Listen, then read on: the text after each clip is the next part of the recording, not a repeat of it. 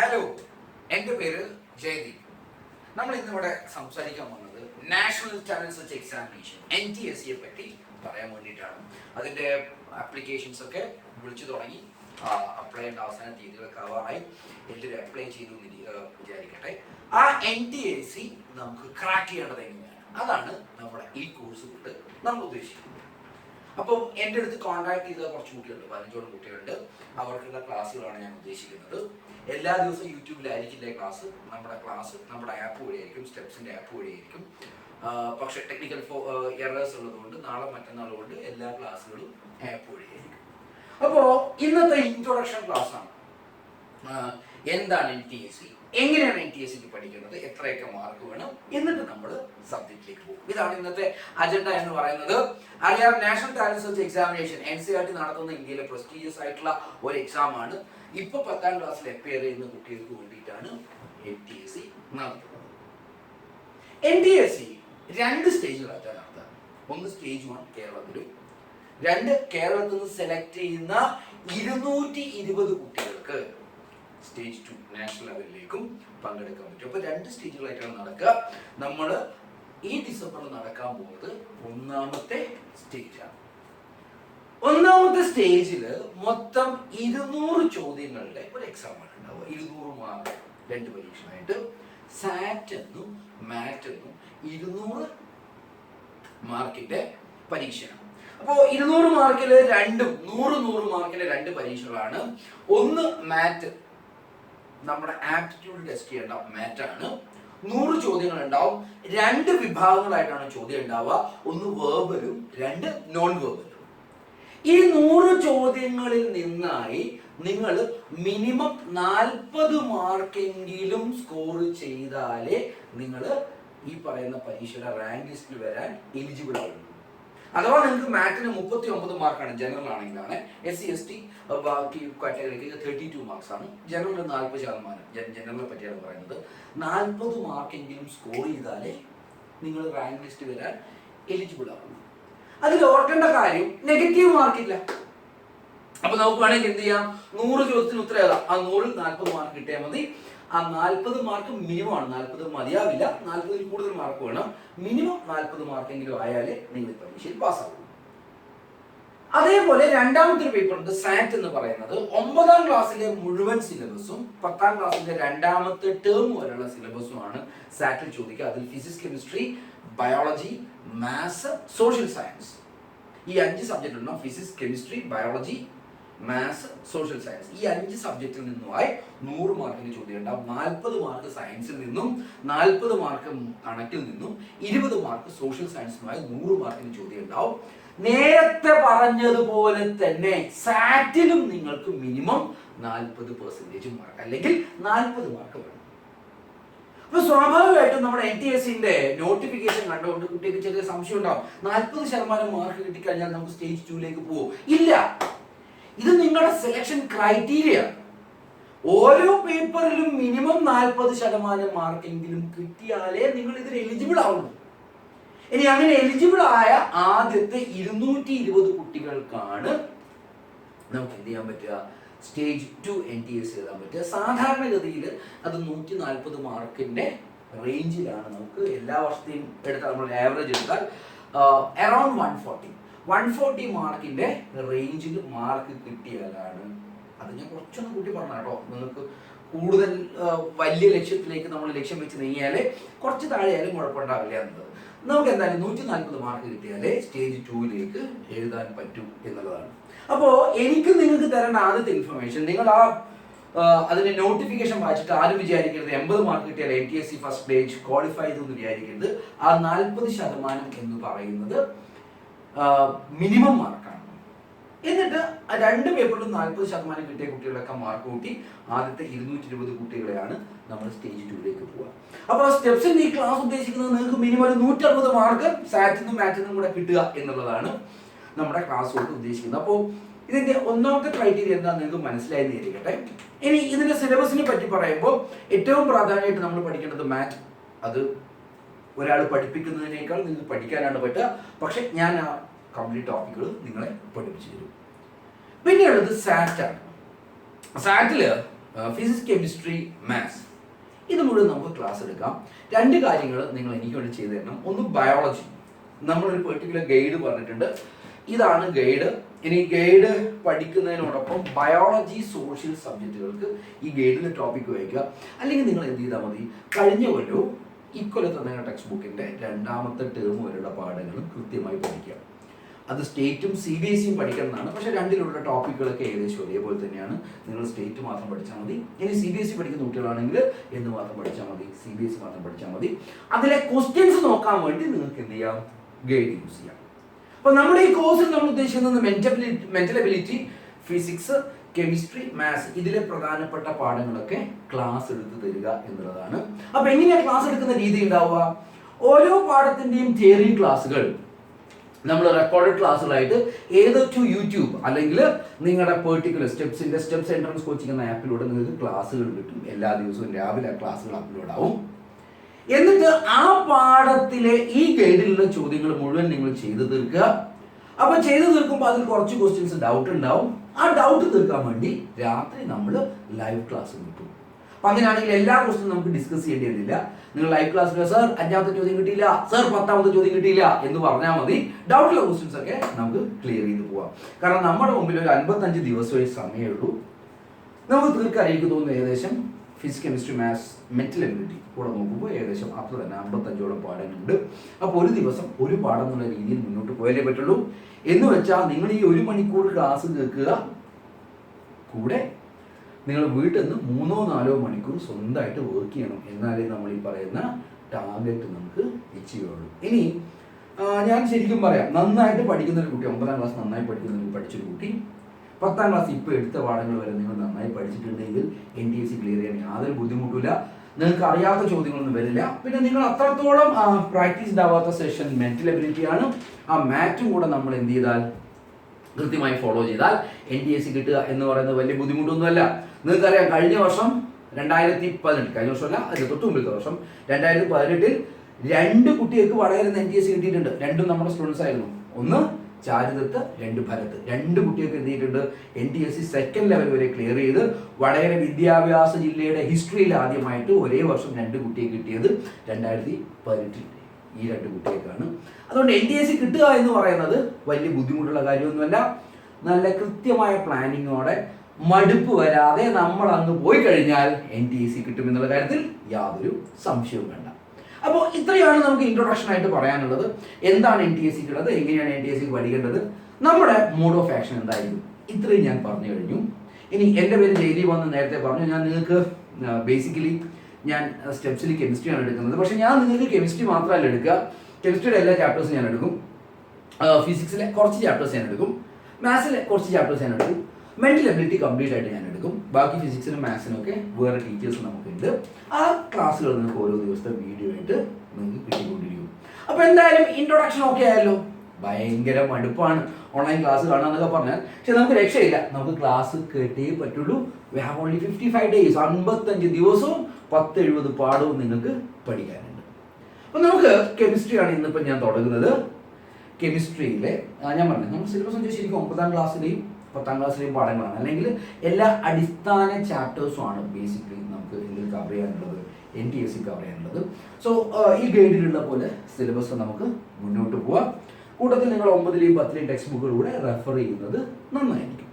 അപ്പോൾ എന്തായാലും ഇന്ന് ഞാൻ പറയുന്നത് ബേസിക്സ് ഓഫ് കെമിസ്ട്രിയാണ്. വളരെ ബേസായ കാര്യങ്ങളാണ് നമ്മൾ പഠിക്കാൻ പോകുന്നത്. നമ്മുടെ ഗൈഡിലെ 1ാമത്തെ ചാപ്റ്റർ, കെമിസ്ട്രിയിലെ 1ാമത്തെ ചാപ്റ്ററിൻ്റെ പേര് മാറ്റർ എന്നാണ്. മലയാളത്തിൽ അത് എന്തെന്ന് വിളിക്കും, ദ്രവ്യം എന്ന്. അപ്പോൾ നമ്മൾ ഇന്ന് ഡിസ്കസ് ചെയ്യാൻ പോകുന്ന ചാപ്റ്റർ ആരെ പറ്റിയാണ്, മാറ്ററിനെ പറ്റിയാണ്. അപ്പോൾ ഈ ടോപ്പിക്കിലേക്ക് പോകുന്നതിന് മുമ്പേ ഞാനൊരു ജനറൽ ഇൻട്രൊഡക്ഷൻ ഞാൻ നിങ്ങൾക്ക് തരാം. എങ്ങനെ ഒരു സയൻസ് സബ്ജക്റ്റ് പഠിക്കണം എന്നുള്ളതാണ് വിഷയം. നിങ്ങൾക്ക് എപ്പോഴും അറിയാം, സയൻസ് സബ്ജക്റ്റിൽ നമ്മൾ 3 തരം ചോദ്യങ്ങളാണ് കാണുന്നത്. What, why, how. എന്ത്, എന്തുകൊണ്ട്, എങ്ങനെ, 3 ചോദ്യങ്ങൾ ഉണ്ടാവുക. What, why and how. ഇതിൽ ഏറ്റവും ഇമ്പോർട്ടൻറ്റ് ക്വസ്റ്റ്യൻ ഏതാണ്? മിക്കവാറും നിങ്ങളുടെ മനസ്സിൽ വരുന്ന ഉത്തരം വൈയും ഹൗവും ഒക്കെ ആയിരിക്കും. കാരണം എന്താ, ഏറ്റവും വിഷമമുള്ള ചോദ്യം ഇതാണ്, അല്ലെങ്കിൽ ഏറ്റവും മാർക്ക് കിട്ടുന്ന ചോദ്യം വൈയും ഹൗവും ആണ്. പക്ഷെ ഞാൻ പറയാം, ഒരു സബ്ജക്റ്റിന്റെ ഫൗണ്ടേഷൻ, അടിത്തറ എന്ന് പറയുന്നത് വാട്ട് ക്വസ്റ്റ്യൻസ് ആണ്.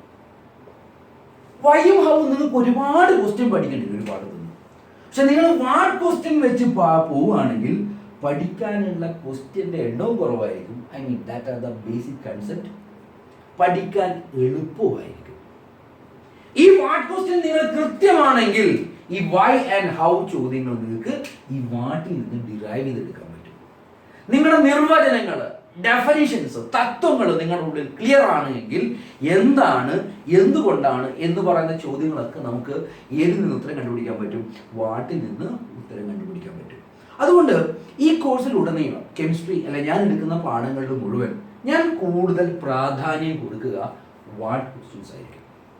ഈ വാട്ട് ക്വസ്റ്റ്യൻസ് നിങ്ങളുടെ ഉള്ളിൽ കൃത്യമാവുകയും അത് വെച്ച് ആപ്ലിക്കേഷൻ ലെവൽ ക്വസ്റ്റ്യൻസ് ചെയ്യാൻ നിങ്ങളെ അപ്ലിഫ്റ്റ് ചെയ്യുക. ഇത്രയുമാണ് എൻ്റെ മനസ്സിലെ ഈ കോഴ്സിൻ്റെ നിങ്ങൾക്കുള്ള ഒരു ആക്ഷൻ പ്ലാൻ എന്ന് പറയുന്നത്. അതുകൊണ്ട് തന്നെ എൻ്റെ എല്ലാ ക്ലാസ്സുകളും അല്ലെങ്കിൽ എല്ലാ കൺസെപ്റ്റുകളും തുടങ്ങുമ്പോൾ ഞാൻ എന്തുകൊണ്ട് സ്റ്റാർട്ട് ചെയ്യും? വാട്ട് കൊണ്ടാണ് സ്റ്റാർട്ട് ചെയ്യുക. അപ്പോൾ ഞാൻ എടുക്കാൻ പോകുന്ന സബ്ജക്റ്റ് നിങ്ങൾക്കറിയാം. ഏതാണ് ഞാൻ എടുക്കാൻ പോകുന്ന സബ്ജക്റ്റ്? കെമിസ്ട്രിയാണ്. അതുകൊണ്ട് തന്നെ എൻ്റെ ഒന്നാമത്തെ ചോദ്യം ഏതായിരിക്കും? What is chemistry? ഒരു കാര്യം ഓർമ്മ വേണം, നിങ്ങൾ ക്ലാസ് കേൾക്കുമ്പോൾ നിങ്ങളുടെ കയ്യിൽ ഒരു നോട്ട്ബുക്ക് വേണം. ഞാൻ പറയുന്ന ചില കാര്യങ്ങൾ നിങ്ങൾ കൃത്യമായിട്ട് എഴുതിയെടുക്കണം. എന്തോ ആട്ടെ, എൻ്റെ ആദ്യത്തെ ചോദ്യം എന്താണ്? What is chemistry? മലയാളത്തിൽ പറയുമ്പോൾ നല്ല രസമുള്ളൊരു സബ്ജക്റ്റാണ്, രസതന്ത്രം അല്ലേ, പറയാനൊക്കെ നല്ല സുഖമുണ്ട്. ഇംഗ്ലീഷ് ആവുമ്പോൾ തന്നെ ഈ പ്രശ്നമാണ്. കാരണം കെമിസ്ട്രി എന്ന വാക്ക് തന്നെ ഒരു മിസ്റ്ററി ഉണ്ട്. ഞാനൊക്കെ ചെറുപ്പത്തിൽ കെമിസ്ട്രി പഠിക്കുമ്പോൾ എനിക്ക് ഭയങ്കര പ്രശ്നമുള്ള സാധനമായിരുന്നു. ഇതെന്തൊരു പൊണ്ടാരം പിടിച്ച സബ്ജക്റ്റാണ് എന്നൊക്കെ വിചാരിച്ചാണ് ചെറുപ്പത്തിൽ ഞാൻ കെമിസ്ട്രി ഒക്കെ പഠിച്ചിട്ടുള്ളത്. പക്ഷെ ഇപ്പം എനിക്കറിയാം ഏറ്റവും എളുപ്പമുള്ള, ഏറ്റവും രസമുള്ള സബ്ജക്റ്റാണ് കെമിസ്ട്രി. മാത്രമല്ല നമുക്ക് ചുറ്റുമുള്ള എല്ലാ കാര്യങ്ങളും എക്സ്പ്ലെയിൻ ചെയ്യാൻ നമുക്ക് കെമിസ്ട്രി വേണ്ടി വരും. അതുകൊണ്ട് ഈ കെമിസ്ട്രി അറിയപ്പെടുന്നത് കിങ് ഓഫ് ഓൾ സയൻസ് എന്നാണ്. എല്ലാ ശാസ്ത്രങ്ങളുടെയും രാജാവാണ് രസതന്ത്രം അല്ലെങ്കിൽ കെമിസ്ട്രി. അപ്പോൾ ഈ കെമിസ്ട്രിനെ പറ്റിയാണ് എൻ്റെ ചോദ്യം. മക്കളെ, ആദ്യത്തെ ചോദ്യം പറയും, വാട്ട് ഈസ് കെമിസ്ട്രി? അപ്പോൾ നിങ്ങളുടെ ഉള്ളിൽ പല ഉത്തരങ്ങളൊക്കെ വരുന്നുണ്ടാവും. ആ ഉത്തരങ്ങളൊക്കെ മനസ്സിൽ വെച്ചോട്ടെ, ലൈവ് ക്ലാസ് നമുക്ക് ഡിസ്കസ് ചെയ്യാം. എന്തായാലും ഞാൻ ഉത്തരം പറയാം. Chemistry is the branch of science which deals with the study of. Chemistry എന്ന് പറയുന്നത് ശാസ്ത്രത്തിലെ ഒരു ശാഖയാണ്. അതിൽ പഠിക്കുന്നത് രണ്ട് കാര്യങ്ങളെ പറ്റിയാണ്. ഒന്ന് മാറ്ററിനെ പറ്റി, രണ്ട് അതിലുണ്ടാവുന്ന മാറ്റങ്ങളെ പറ്റി. It is the branch of science which deals with the study of matter and its changes. ദ്രവ്യത്തിനെ കുറിച്ചും ദ്രവ്യത്തിനുണ്ടാവുന്ന മാറ്റങ്ങളെ കുറിച്ചും പഠിക്കുന്ന ശാസ്ത്രശാഖയാണ് എന്ത്? കെമിസ്ട്രി എന്ന് പറയുന്നത്. അപ്പോൾ നമ്മൾ ഇന്ന് എടുക്കാൻ പോകുന്ന പാഠം ഇതാണ്, മാറ്റർ എന്നുള്ളതാണ്. പക്ഷേ അതിനു മുമ്പ് ഞാൻ നിങ്ങളുടെ ഒരു കാര്യം ചോദിക്കട്ടെ. നിങ്ങൾ മാറ്റങ്ങളെ കൊണ്ട് പഠിച്ചിട്ടുണ്ട്, ചേഞ്ചസുകളെ പറ്റി പഠിച്ചിട്ടുണ്ട്. You know changes are classified into two types. One is physical and another one is chemical. Physical change ഉണ്ട്, chemical change ഉണ്ട്. നിങ്ങളൊരു മാറ്റത്തിനെ എങ്ങനെ ഡിസ്റ്റിങ്വിഷ് ചെയ്യും? ഇത് ഫിസിക്കൽ ചേഞ്ച് ആണോ കെമിക്കൽ ചേഞ്ച് ആണോ എന്നെങ്ങനെ ഡിസ്റ്റിങ്വിഷ് ചെയ്യും? എങ്ങനെ വേർതിരിച്ചറിയും? അപ്പോൾ നിങ്ങൾക്ക് പലരുള്ളിലും പല ഉത്തരങ്ങൾ വരുന്നുണ്ടാവാം. റിവേഴ്സിബിൾ, ഇറിവേഴ്സിബിൾ എന്നൊക്കെ ഉണ്ടാവും. ഇതൊന്നുമല്ല, ഒരൊറ്റ കാര്യം നോക്കിയാൽ മതി. ഒരു ഫിസിക്കൽ ചേഞ്ച് ഉണ്ടാവുമ്പോൾ no new matter will be produced. പുതുതായിട്ട് ഒരു സാധനം ഉണ്ടായിട്ടുണ്ടാവില്ല. അപ്പൊ അങ്ങനത്തെ ചേഞ്ചുകൾ നമ്മൾ എന്ത് വിളിക്കും? ഭൗതിക മാറ്റങ്ങൾ. ഉദാഹരണത്തിന് ഞാനൊരു ക്യാരറ്റ് രണ്ട് പീസാക്കി. നിങ്ങൾക്കറിയാം അത് റിവേഴ്സിബിൾ അല്ല, തിരിച്ച് ആ ക്യാരറ്റിനെ രണ്ട് വർഷത്തിനും കൂടി ഒരു ക്യാരറ്റ് ആക്കാൻ പറ്റൂല. പക്ഷെ അതൊരു ഭൗതിക മാറ്റമാണ്, ഫിസിക്കൽ ചേഞ്ച് ആണ്. എന്തുകൊണ്ടാ? ഇവിടെ ഒരു ക്യാരറ്റ് മുറിച്ച് രണ്ട് ക്യാരറ്റിന്റെ കഷ്ണം ഉണ്ടായി എന്ന് വെച്ചാൽ പുതിയൊരു സാധനം ഉണ്ടായിട്ടില്ല. No new matter has produced. So it is a physical change. ഞാനൊരു ജനലിൽ ചില്ല് എറിഞ്ഞ് പൊട്ടിച്ചു, അത് റിവേഴ്സിബിൾ അല്ല, പക്ഷെ അത് ഫിസിക്കൽ ചേഞ്ച് ആണ്. കാരണം എന്താ? ജനൽ പൊട്ടി ജനലിന്റെ കഷ്ണങ്ങൾ ചില്ലിന്റെ കഷ്ണങ്ങളായിരുന്നേ ഉള്ളൂ. No new matter has produced. അതൊരു കെമിക്കൽ ചേഞ്ച് ആണ്. ഒരു ബൾബ് കത്തി, ആയിക്കോട്ടെ, ഞാൻ ഓഫാക്കി, പഴയ സാധനങ്ങൾ തന്നെയാണുള്ളത്. ഒരു പുതിയ വസ്തുവും പുതിയ മാറ്റർ ഉണ്ടായിട്ടില്ല. ശരിയാ, കുറച്ച് ലൈറ്റും ഹീറ്റും ഒക്കെ ഉണ്ടായിട്ടുണ്ട്, എനർജി ഉണ്ടായിട്ടുണ്ട്, പക്ഷെ പുതിയ മാറ്റർ ഉണ്ടായിട്ടില്ല. It is a physical change. ഒരാണി തുരുമ്പെടുത്തു, അത് ഫിസിക്കൽ ചേഞ്ച് ആണോ? അല്ല. ഇരുമ്പ് തുരുമ്പായി മാറി, ന്യൂ സബ്സ്റ്റൻസ് ഉണ്ടായി. അങ്ങനെ ന്യൂ സബ്സ്റ്റൻസ് ഉണ്ടായിട്ടുണ്ട് എങ്കിൽ അത് ഫിസിക്കൽ ചേഞ്ച് അല്ല, that is A chemical change. In A chemical change new substance will be produce, അല്ലെങ്കിൽ പുതിയ മാറ്റർ ഉണ്ടായിട്ടുണ്ടാവും. അപ്പോൾ ഇത് ഞാൻ നമ്മുടെ പാഠമായിട്ട് ബന്ധപ്പെട്ടൊന്നുമല്ല, പക്ഷേ ഇവിടെ ഒരു ചോദ്യത്തിന് സാധ്യതയുണ്ട്. നിങ്ങളുടെ ചെറിയ ക്ലാസ്സുകളിൽ അല്ലെങ്കിൽ ചെറിയ ക്വിസുകളിലൊക്കെ കാണുന്ന ഒരു ചോദ്യമാണ്, ഇത് ഭൗതിക മാറ്റമാണോ രാസമാറ്റമാണോ, ഇതൊരു ഫിസിക്കൽ ചേഞ്ച് ആണോ കെമിക്കൽ ചേഞ്ച് ആണോ? എന്താണ് ചോദ്യം വരാൻ സാധ്യത? ഒരു പെർട്ടിക്കുലർ ചേഞ്ച് തരും, എന്നിട്ട് ചോദിക്കും is it A physical change or A chemical change. അപ്പോൾ നമ്മൾ നോക്കേണ്ട ക്രൈറ്റീരിയ ഒറ്റ ഒന്നും മാത്രമേ ഉള്ളൂ, ആ ചേഞ്ച് കൊണ്ട് പുതിയ വസ്തു ഉണ്ടായിട്ടുണ്ടോ? Chemical change. ഇനി പഴയ വസ്തുക്കൾക്ക് തന്നെ രൂപമാറ്റമോ അല്ലെങ്കിൽ വേറെ എന്തെങ്കിലും മാറ്റമോ വന്നിട്ടുള്ളൂ, പഴയ വസ്തു തന്നെയാണ് എങ്കിൽ അതെന്താണ്? ഫിസിക്കൽ ചേഞ്ച് ആണ്. ഒരു കടലാസ് കത്തിക്കുന്നത് ഫിസിക്കൽ ആണോ കെമിക്കൽ ആണോ? ഉറപ്പായും കെമിക്കലാ. കടലാസ് കത്തിച്ചു കഴിഞ്ഞാൽ പുക ഉണ്ടായി, പുക പഴയതല്ല. ചാരം ഉണ്ടായി, ആഷ് ഉണ്ടായി, it is A new substance, അതൊരു പുതിയ സബ്സ്റ്റൻസ് ആണ്. അതുകൊണ്ട് അത് എന്ത് ചേഞ്ച് ആണ്? Chemical change. അപ്പൊ നമ്മുടെ ഇന്നത്തെ പഠിച്ചതിലെ ആദ്യത്തെ പോയിന്റ്, നമ്മുടെ പുതിയൊരു എൻഹാൻസ്മെന്റ് ഉണ്ടായ കാര്യമാണ് changes are of two types. മാറ്റങ്ങൾ രണ്ട് തരത്തിലുണ്ട്, ഫിസിക്കൽ ചേഞ്ചും കെമിക്കൽ ചേഞ്ചും. നിങ്ങൾ ടെക്സ്റ്റ് ബുക്കിൽ എന്തൊക്കെ പ്രോപ്പർട്ടീസ് പഠിച്ചിട്ടുണ്ടോ അതൊക്കെ വിട്ട് കളയൂ, ഇത്ര മാത്രമേ നോക്കണ്ടൂ. പുതിയ വസ്തുക്കൾ ഉണ്ടായിട്ടുണ്ട് എങ്കിൽ അത് കെമിക്കൽ ചേഞ്ച് ആണ്, പുതിയ വസ്തുക്കൾ ഉണ്ടായിട്ടില്ല എങ്കിൽ അതെന്താണ്? ഭൗതിക മാറ്റമാണ്, ഫിസിക്കൽ ചേഞ്ച് ആണ്. അപ്പൊ ഇതിൽ നിന്ന് വരാൻ സാധ്യതയുള്ള ചോദ്യം, ഒരു മാറ്റം തന്നെ ഫിസിക്കലാണോ കെമിക്കലാണോ എന്നുള്ള ചോദ്യം. ഓക്കെ, സോ അതല്ല നമ്മുടെ പാഠം. നമ്മുടെ പാഠം ഏതാണ്? മാറ്റർ എന്നുള്ളതാണ്, അല്ലെങ്കിൽ ഏതാണ്? ദ്രവ്യം എന്നുള്ള പാഠമാണ്. So we are starting our chapter matter, ദ്രവ്യം.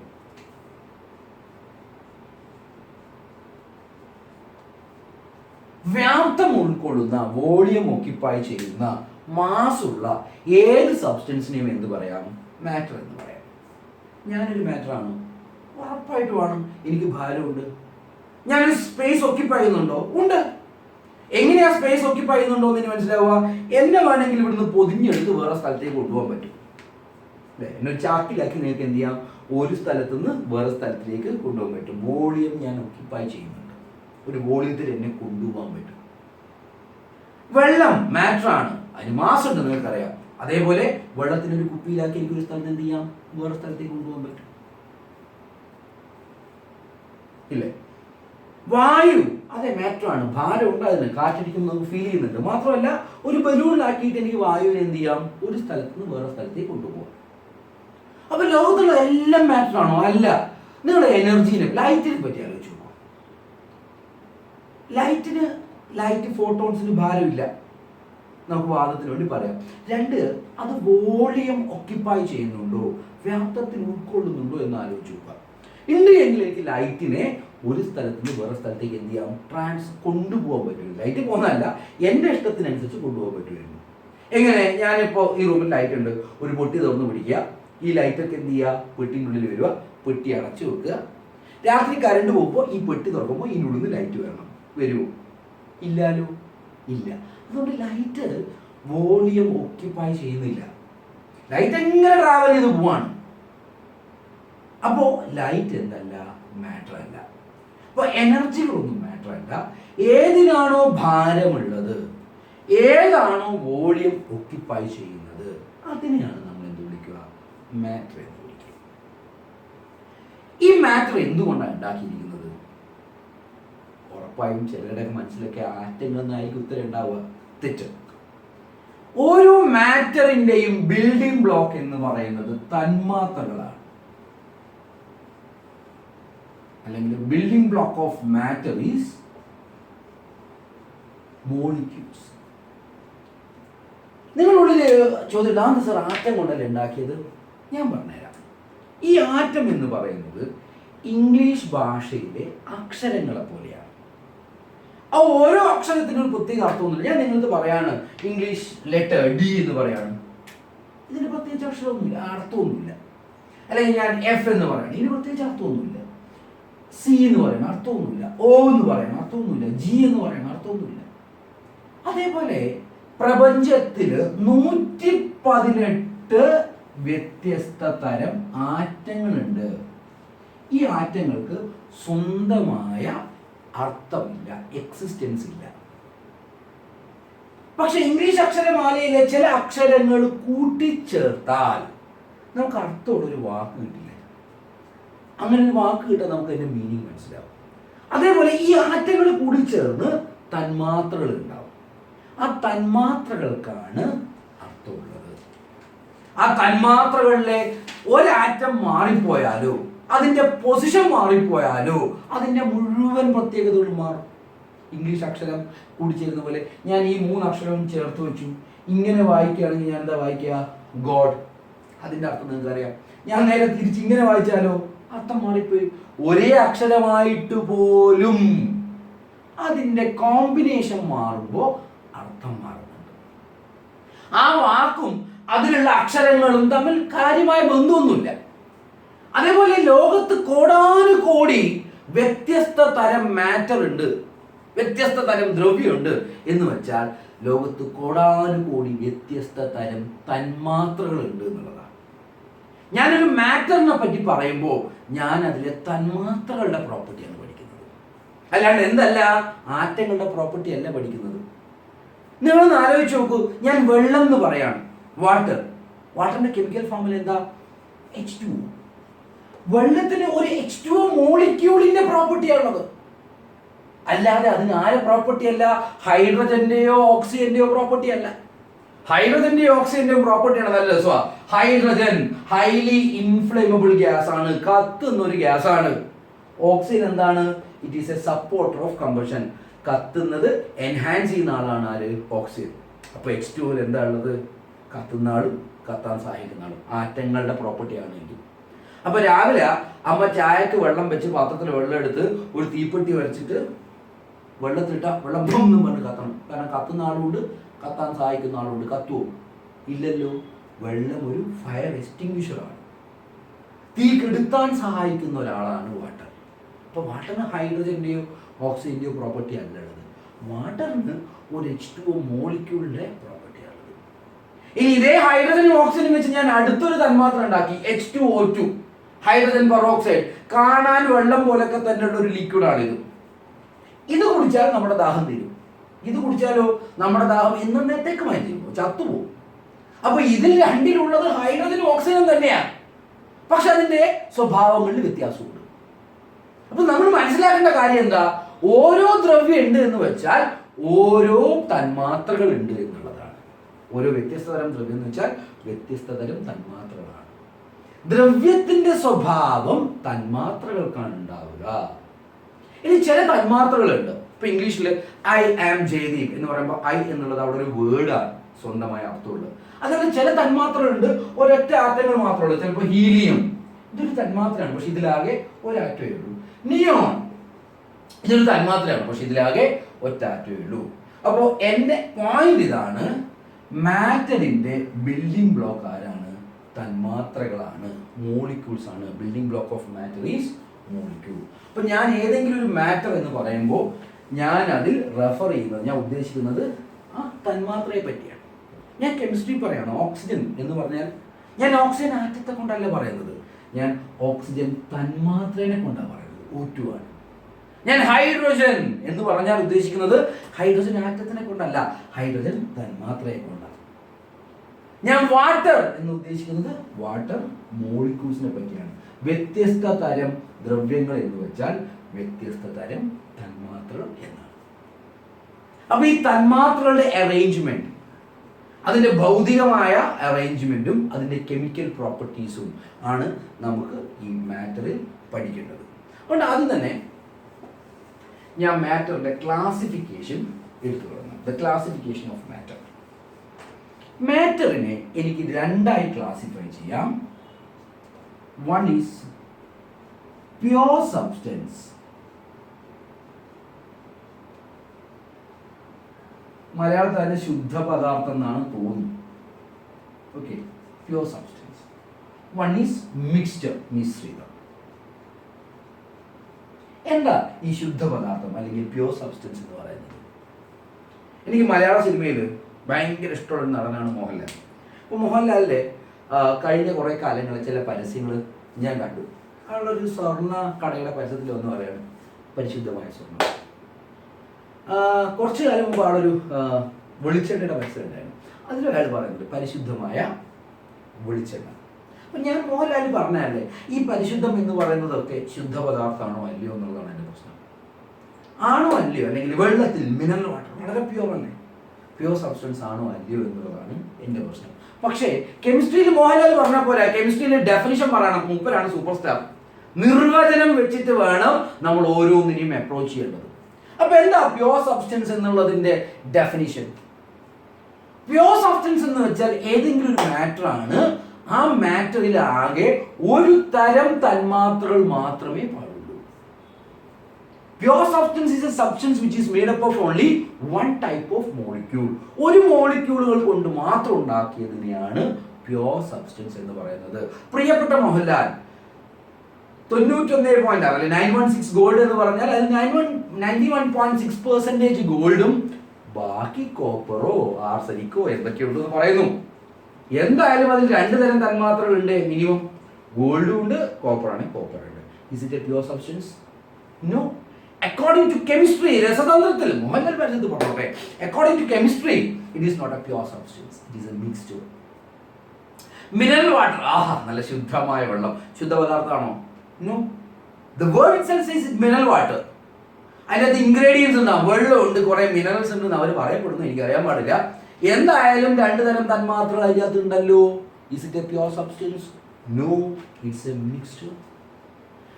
ശുദ്ധമായ വെളിച്ചെണ്ണ അല്ല, പ്യൂർ സബ്സ്റ്റൻസ് അല്ല. അതിന്റെ ഇൻഗ്രീഡിയൻസ് നോക്കി നിങ്ങൾക്ക് കാണാം, പലതരം തന്മാത്രകൾ അതിൽ ഉൾപ്പെട്ടതായി നിങ്ങൾക്ക് കാണാം. So it is not a pure substance. So what is a pure substance? A pure substance is a substance which is made up of only one type of molecules. ഒരു തരം തന്മാത്രകൾ കൊണ്ട് മാത്രം ഉണ്ടാക്കിയ മാറ്ററിനെയാണ് നമ്മൾ പ്യൂർ സബ്സ്റ്റൻസ് എന്ന് പറയുക. So this is based on the is made up of only one type of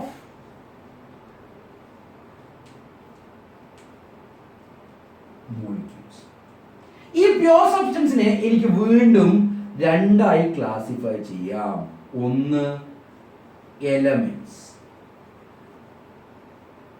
രണ്ട് കോമ്പൗണ്ട്സ്. ഒന്ന് എലമെന്റ്സ് ആണ്, രണ്ട് എന്താണ്? കോമ്പൗണ്ട്സ് ആണ്. എന്താ എലമെന്റ്സ് എന്ന് വെച്ചാൽ which is made up of only one type of atom. ഏത് തന്മാത്രയാണോ ഒരു തരം ആറ്റങ്ങളാൽ മാത്രം നിർമ്മിതം, അതിനെയാണ് നമ്മൾ എന്ത് വിളിക്കുക? എലമെന്റ് എന്ന് വിളിക്കുക. For example, if I take oxygen, it's an element because it is made up of only one type of atom. If I take nitrogen, yes, it is an element, it is made up of only one type of atom. If I take carbon, it is made up of only one type of atom. ഞാൻ ഓസോണിനെ പറ്റിയാണ് പറയുന്നതെങ്കിലോ, ozone O3 അതൊരു element ആണോ? Yes. നമ്മുടെ നിർവചന പ്രകാരം ഏത് തന്മാത്രയാണോ ഒരു തരം ആറ്റങ്ങളാൽ നിർമ്മിതം, അത് എന്ത് വിളിക്കാം? എലമെന്റ് എന്ന് വിളിക്കാം. അപ്പോ ഓക്സിജൻ എലമെന്റ് ആണെങ്കിൽ നിർബന്ധമായും ഓസോണും എന്താണ്? എലമെന്റ് തന്നെയാണ്. ഓക്സിജൻ എലമെന്റ് ആണെങ്കിൽ ഓസോണും എന്ത് തന്നെയാണ്? എലമെന്റ് തന്നെയാണ്. ഒരൊറ്റ മിനിറ്റ് ഒരു കോൾ വരുന്നുണ്ട്.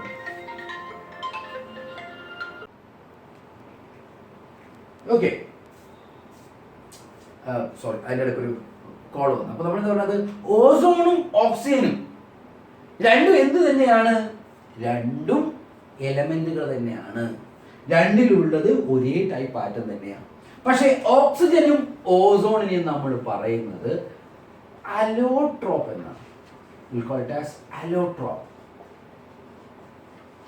What do you mean by allotrope? ഒരേ എലമെന്റ് വ്യത്യസ്ത ഫോമിൽ എക്സിസ്റ്റ് ചെയ്യുന്നുണ്ടെങ്കിൽ അതിന് പറയുന്ന പേരാണ് അലോട്രോപ്പ്. ഇപ്പൊ ഡയോക്സിജനും ഓസോണും അലോട്രോപ്സ് ഓഫ് ഓക്സിജൻ. രണ്ടിലും എന്താ ആറ്റം എന്താണുള്ളത്? ഓക്സിജൻ ആണുള്ളത്. വേറെ ഏത് അലോട്രോപ്പ് നിങ്ങൾ കേട്ടത്? കാർബണിന്റെ വ്യത്യസ്ത തരം അലോട്രോപ്പുകൾ കേട്ടല്ലേ? ഗ്രാഫൈറ്റ്, ഡയമണ്ട്, പിന്നെ എന്താണ് ചാർക്കോൾ, ഇതൊക്കെ കാർബണിന്റെ വിവിധ രൂപങ്ങളാണ്. പക്ഷെ അത് ഒരേ കാർബൺ കൊണ്ട് വ്യത്യസ്ത ഫോമിൽ എക്സിസ്റ്റ് ചെയ്യുന്നതിന് നമ്മൾ എന്ത് വിളിക്കും? അലോട്രോപ്പ് എന്ന് വിളിക്കും. അതേപോലെ ഓക്സിജനും ഓസോണും എന്ത് തന്നെയാണ്? ഒരേ എലമെന്റ് തന്നെയാണ്, പക്ഷെ അതിന്റെ വ്യത്യസ്ത രൂപങ്ങളാണ്. We will call it as allotropes. ഒന്നിലധികം ആറ്റങ്ങൾ ഉണ്ടെങ്കിൽ നമ്മൾ അതിനെ കോമ്പൗണ്ട്സ് എന്ന് വിളിക്കും. For example carbon dioxide, water, Na2CO3 എന്നൊക്കെ നമ്മൾ എന്ത് വിളിക്കും? ഇതൊക്കെ കോമ്പൗണ്ട് ആണ്. ഒരു മോളിക്യൂളിൽ ഒന്നിലധികം ആറ്റങ്ങൾ ഉണ്ട് എങ്കിൽ നമ്മൾ അതിനെ കോമ്പൗണ്ട് എന്ന് വിളിക്കും. എനിക്കിനി അറിയേണ്ടത് ഒരു വാക്കാണ്, atomicity. What do you mean by atomicity? ഒരു തന്മാത്രയിലുള്ള ആറ്റങ്ങളുടെ എണ്ണമാണ് atomicity. What is the atomicity of oxygen? O2 എത്ര ആറ്റങ്ങളുണ്ട്? 2 ആറ്റങ്ങൾ. What is the atomicity of H2O? 3 ആറ്റങ്ങളുണ്ട്, 2 ഹൈഡ്രജനും 1 ഓക്സിജനും. Na2CO3 സോഡിയം കാർബണേറ്റ് അറ്റോമിസിറ്റി എത്രയാണ്? 2, 3, 3, 6. So atomicity is the number of atoms present in a molecule. അപ്പോൾ നമ്മളിപ്പോൾ 2 പുതിയ ടേമുകളാണ് പഠിച്ചത്. ഒന്ന് അലോട്രോപ്പ്, 2 എന്താണ്? അറ്റോമിസിറ്റി. പുതിയതായിരിക്കില്ല, നിങ്ങൾ എന്ത് ചെയ്തിട്ടുണ്ടാവും? കേട്ടിട്ടുണ്ടാവും. So this is about pure substance. And what do you mean by mixtures? മിശ്രിതങ്ങൾ എന്ന് വെച്ചാൽ എന്താ? ഒന്നിലധികം തന്മാത്രകൾ കൊണ്ട് ഉണ്ടാക്കിയാണ് മിക്സ്ചർ എന്ന് വിളിക്കുക. ഉദാഹരണം പഞ്ചസാര വെള്ളം. പഞ്ചസാര വെള്ളത്തിൽ വെള്ളമുണ്ട്, പഞ്ചസാര മോളിക്യൂളുണ്ട്. So it is a mixture. അപ്പോൾ ഒന്നിലധികം തന്മാത്രകൾ കൊണ്ട് ഉണ്ടാക്കിയ സബ്സ്റ്റൻസിനെ നമ്മൾ എന്ത് വിളിക്കും? മിക്സ്ചർ എന്ന് വിളിക്കും.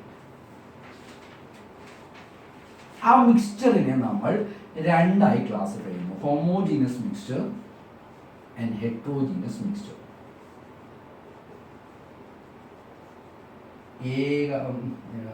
ഏകാത്മ മിശ്രിതം, ഭിന്നാത്മ മിശ്രിതം എന്നൊക്കെയാണ് തോന്നുന്നത്. മലയാളം എനിക്ക് കൃത്യമായിട്ട് ഓർമ്മയില്ല. ഹോമോജീനസ് മിക്സ്ചറും ഹെറ്ററോജീനസ് മിക്സ്ചറും. എന്താ ഹോമോജീനസ് മിക്സ്ചർ? എല്ലാം ഒരേപോലെ, ഏകദേശം ഒരേപോലത്തെ തന്മാത്രകൾ ഒരേപോലെ കലക്കിയപ്പോൾ അതിൻ്റെ പ്രോപ്പർട്ടീസ് പിന്നെ അതിൻ്റെ കോമ്പോസിഷനൊക്കെ ഒരേപോലെ നിൽക്കുന്നതിനാണ് നമ്മൾ വിളിക്കുക ഹോമോജീനസ് മിക്സ്ചർ എന്ന് വിളിക്കുക. ഹോമോജീനസ് മിക്സ്ചറുകളെ നമ്മൾക്ക് വേറൊരു പേരും കൊണ്ട് will call it as solutions.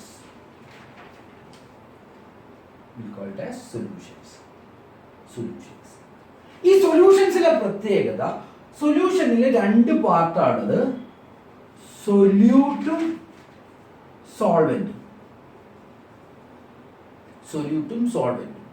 ഈ സൊല്യൂട്ടിന്റെ സൈസ് 1 നാനോമീറ്ററിനേക്കാളും കുറവായിരിക്കും, അല്ലെങ്കിൽ 10 ആംസ്ട്രോങ്ങിനേക്കാളും കുറവാണെങ്കിൽ നമ്മൾ അതിനെ വിളിക്കും സൊല്യൂഷൻ എന്ന് വിളിക്കും.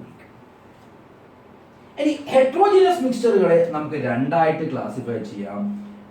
ഒന്ന് സസ്പെൻഷൻസ്, വളരെ വലിയ പാർട്ടിക്കിളിനെ നമ്മൾ വിളിക്കും സസ്പെൻഷൻ എന്ന് വിളിക്കും.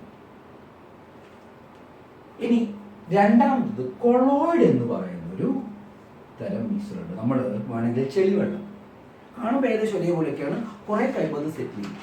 നമ്മുടെ പാല് കാണുമ്പോൾ ഒരു ഹോമോജീനസ് മിക്സ്ചർ പോലെയൊക്കെ ഉണ്ട്, പക്ഷെ കുറെ സമയം കഴിഞ്ഞാൽ നിങ്ങൾക്ക് അറിയാം അതിൽ നിന്ന് പാട വരും. നമ്മൾ പഞ്ചസാര വെള്ളം അറിയാം, പക്ഷെ ഞാൻ ഇതേ സാധനം ടാങ്ക് കലക്കി വെക്കാന്ന് വെച്ചു.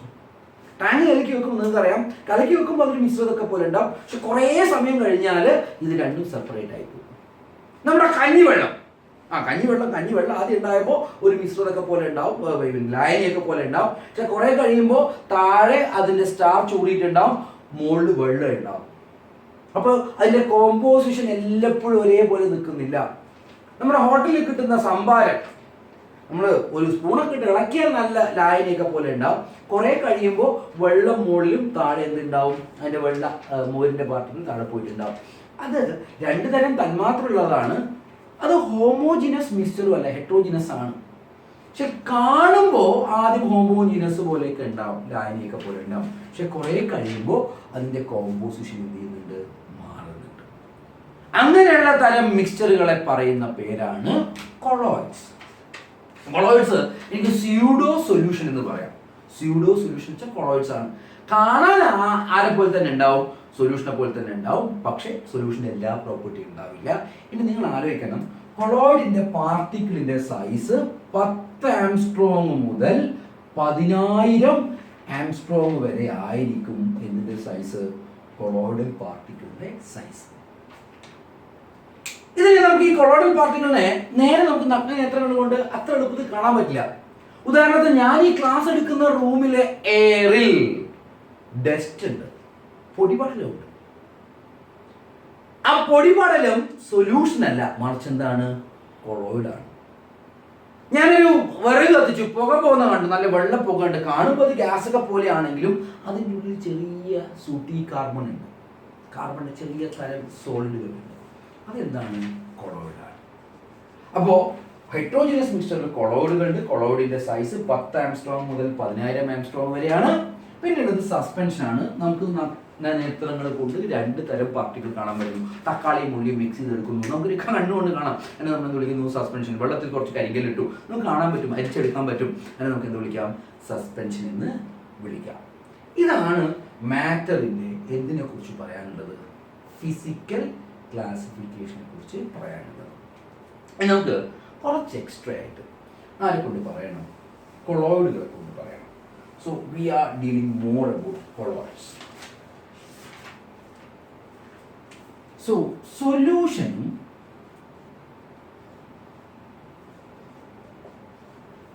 കൊളോയിഡുകൾ, ഇതാണ് എൻ്റെ അടുത്ത ടോപ്പിക്. മേ ബി നമ്മുടെ ഗൈഡിലൊന്നും ഇതിനെപ്പറ്റി ഡീറ്റെയിൽ ആയിട്ടൊന്നും ഉണ്ടാവില്ല, എന്നാലും പഠിക്കണം. എടാ മക്കളെ, സൊല്യൂഷനും കൊളോയിഡും എന്നൊക്കെ ഇങ്ങനെ വേർതിരിച്ചറിയാം. വേണമെങ്കിൽ NDSC ചോദിക്കാവുന്ന ഒരു ചോദ്യമാണ്. താഴെ പറയുന്നവയിൽ സൊല്യൂഷൻ ഏതാണ്? താഴെ പറയുന്നവയിൽ കൊളോയിഡ് ഏതാണ്? മക്കളെ, സൊല്യൂഷൻ എന്ന് പറഞ്ഞാൽ ഞാനൊരു സോളിഡും ലിക്വിഡും കൂടെ സൊല്യൂഷൻ ഉണ്ടാക്കി കഴിഞ്ഞാൽ ഒന്നുമില്ലെങ്കിൽ സൊല്യൂഷന് മുഴുവൻ സോളിഡ് ആയിരിക്കും, അല്ലെങ്കിൽ സൊല്യൂഷന് മുഴുവൻ എന്തായിട്ടുണ്ടാവും? ലിക്വിഡ് ആയിട്ടുണ്ടാവും. ഞാൻ പറയാം, ഞാൻ പഞ്ചസാര വെള്ളത്തിൽ ഡിസോൾവ് ചെയ്തു, ലയിപ്പിച്ചു. പിന്നെ പഞ്ചസാര സോളിഡ് അല്ല, പഞ്ചസാര എന്തായി പോയിട്ടുണ്ട്? ലിക്വിഡായി പോയിട്ടുണ്ട്. നന്നായിട്ട് കലങ്ങിയ വെള്ളമാണ് എങ്കിൽ, പഞ്ചസാര വെള്ളമാണെങ്കിൽ നിങ്ങൾക്ക് അതിൻ്റെ അകത്ത് എത്തിക്കാൻ പറ്റില്ല. പഞ്ചസാര സോളിഡ് പാർട്ടിക്കിളെ കാണാൻ പറ്റില്ല. അതെന്തായി മാറിയിട്ടുണ്ട്? ലിക്വിഡായി മാറിയിട്ടുണ്ട്. അല്ലെങ്കിൽ ഞാൻ കോപ്പർ സൾഫേറ്റ് ഇതിലേക്ക് കുറച്ച് വെള്ളം ഒഴിച്ചു, കോപ്പർ സൾഫേറ്റ് .5H2 എന്ന് പറയുന്ന സാധനമായി. മലയാളത്തിൽ തുരിശി എന്നൊക്കെ പറയും. ഒരു നീല കളറുള്ള സാധനമാണ്, നിങ്ങൾ ചിലപ്പോൾ ലാബിലൊക്കെ കണ്ടിട്ടുണ്ടാവും. ഈ തുരിശിന് സോളിഡും ലിക്വിഡും ഉണ്ട്. പക്ഷേ ഇതിനെങ്ങനെയൊക്കെ നിങ്ങൾ പിഴിഞ്ഞെടുത്താലും തൊട്ടാലും ഒന്നും നിങ്ങൾക്ക് എന്ത് കിട്ടില്ല? ഇതിൽ നിന്ന് വെള്ളം കിട്ടില്ല. കാരണം ഈ വാട്ടർ എന്തായി മാറിയിട്ടുണ്ട്? സോളിഡായി മാറിയിട്ടുണ്ട്. ഞാൻ ശ്വസിക്കുന്ന എയറിൽ കുറച്ച് വാട്ടർ വേപ്പർ ഉണ്ട്, നിങ്ങൾക്ക് അറിയാലോ. പക്ഷെ ഞാൻ എങ്ങനെയൊക്കെ കൈവീശിയാലും എൻ്റെ കയ്യിൽ നനവ് ഫീൽ ചെയ്യുന്നില്ല. കാരണം ആ വാട്ടർ എന്തായി മാറിപ്പോയിട്ടുണ്ട്? ഗ്യാസായി മാറിപ്പോയിട്ടുണ്ട്. രണ്ടിൻ്റെയും ഫിസിക്കൽ സ്റ്റേറ്റ് എന്താണ്? സെയിം ആണ്. ഒരു മിശ്രിതത്തിൽ രണ്ടിൻ്റെയും ഫിസിക്കൽ സ്റ്റേറ്റ് സെയിം ആയി പോയിട്ടുണ്ട് എങ്കിൽ നമ്മൾ അതിന് സൊല്യൂഷൻ എന്ന് വിളിക്കും. ഇനി അങ്ങനെ ആ മാറിപ്പോയിട്ടില്ല എങ്കിൽ നമ്മൾ അതിനെ വിളിക്കും? കൊളോയിഡ് എന്ന് വിളിക്കും.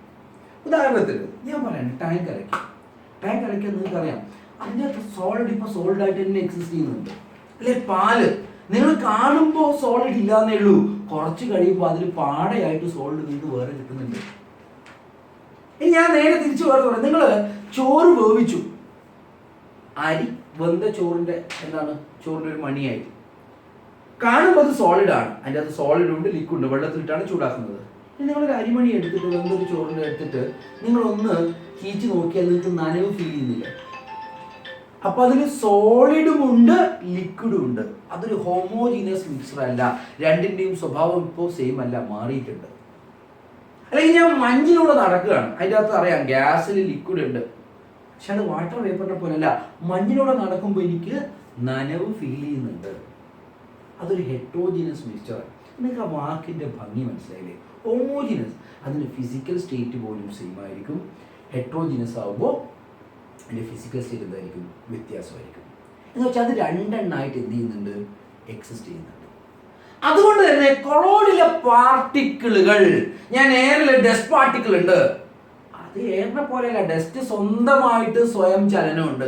ഡസ്റ്റ് പാർട്ടിക്കിൾ നിങ്ങൾ ഏതെങ്കിലും ഒരു ഇരുട്ട് റൂമിൽ ഒരു ടോർച്ച് എടുത്ത് അടിച്ചു നോക്കിയാൽ ടോർച്ചിന്റെ വെളിച്ചത്തിൽ കുറച്ച് പൊടികൾ അങ്ങോട്ടും ഇങ്ങോട്ടും മൂവ് ചെയ്യുന്ന കാണാം. ആ ഡസ്റ്റ് പാർട്ടിക്കിൾ അതിൽ കൊളോയിഡൽ പാർട്ടിക്കിളാണ്. അതിന് സ്വന്തമായിട്ട് എന്തുണ്ട്?